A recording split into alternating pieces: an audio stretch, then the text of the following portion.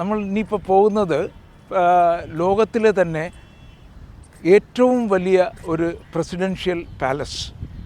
ഇത്രയും വലിയൊരു പാലസ് ലോകത്തിലെ ഒരു പ്രസിഡൻറ്റിനും ഇല്ല എന്നുള്ളതാണ് പറയാൻ കഴിയുന്നത്. 340 റൂമുകളുള്ളതാണ്.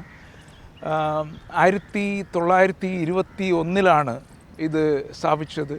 ബ്രിട്ടീഷ് വൈസ്രോയിക്ക് വേണ്ടി ഉണ്ടാക്കിയ കെട്ടിടങ്ങളാണ്. മറ്റൊരു കാര്യം ഇവിടെ വരുമ്പോൾ നമുക്ക് തോന്നുന്നത്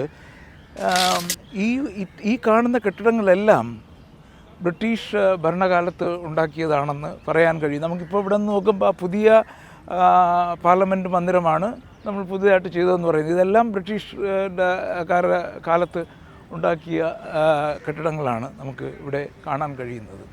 ഇവിടെ നിന്ന് നോക്കുമ്പോൾ ഒരു പ്രത്യേകത തോന്നിയത് പുതിയ പാർലമെൻറ്റ് ഹൗസിൻ്റെ ഏറ്റവും മുകളിൽ അശോക ചക്രം സ്ഥാപിച്ചിരിക്കുന്നത് ഇവിടെ നിന്ന് നോക്കിയാൽ കാണാൻ കഴിയും.